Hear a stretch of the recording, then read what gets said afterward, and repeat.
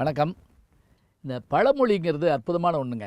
அது சொல்கிற போதே பல பேர் பழமொழி அப்படின்னு சொல்லிட்டாங்க. ரெண்டும் சொல்லக்கூடாது. சிறப்பழகரம் மொழி சிறப்பழகரம் போடணும். பழமொழி 400 அப்படின்னே ஒரு நூல் நம்மகிட்ட இருக்குது. 14 கீழ்கணக்கு நூல்களில் அதில் அந்த 4 வரியில் கடைசி வரியில் பழமொழி எழுத முடியும்.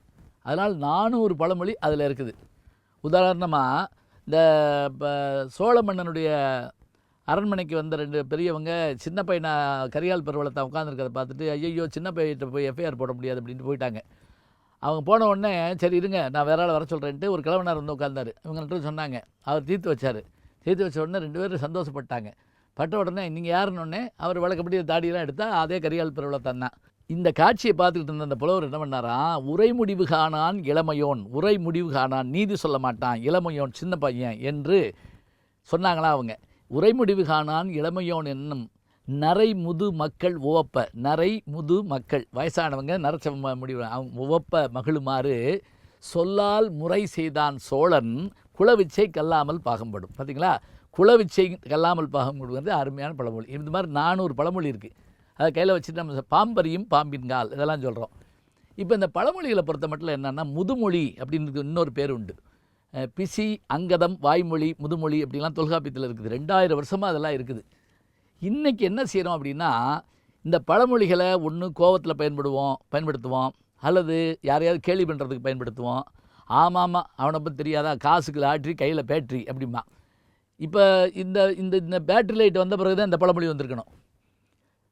இந்த ஒவ்வொரு காலத்துக்கு ஏற்றபடியாக பழமொழி வரும்.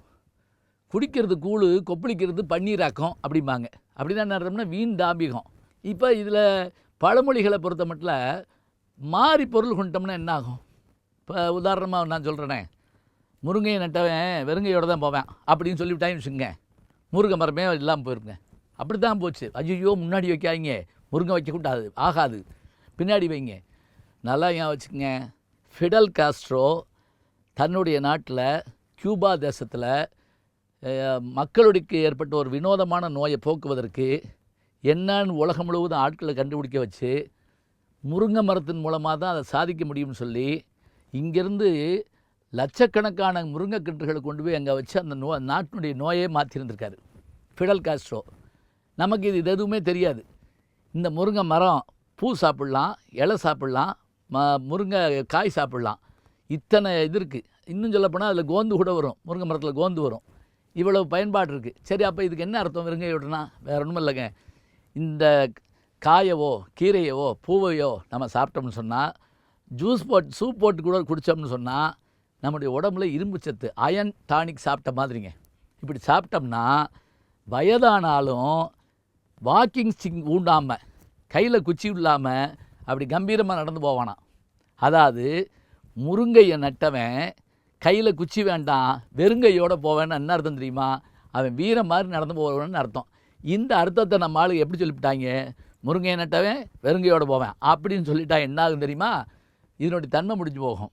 இன்னொன்றுங்க, எந்த தாவரமும் தீமையானது அல்ல. நாம் அதனுடைய தன்மையை புரிஞ்சுக்கிட்டோம்னா, அதனுடைய உண்மையை புரிஞ்சுக்கிட்டோம்னா சரியாக போகும். பழமொழிகளை பற்றி பேசுகிறதா இருந்தால் பேசிக்கிட்டே இருக்கலாங்க. ஆக பழமொழிகளை பயன்படுத்துறதை பொறுத்து அதனுடைய தன்மையை அறிந்து கொள்ளலாம். கமுக்கமடி கத்தாழை, காதில் கிடக்கிறது பித்தாழை அப்படிம்ப ஒரு கிளவி. இப்போ பார்த்தீங்களா, கத்தாழைங்கிற ஒரு மரம் இதுவும் தெரியணும், தாவரமும் பித்தாழை போட்டிருக்கிறதுன்னு தெரியணும். எதுக மோனையோடு சேர்த்து சொல்லுவாங்க. அதனால் பழமொழிகளை யார் சொன்னாலும் கேட்டு வச்சுக்கோங்க, உண்மையான பொருளை தெரிஞ்சுக்குங்க.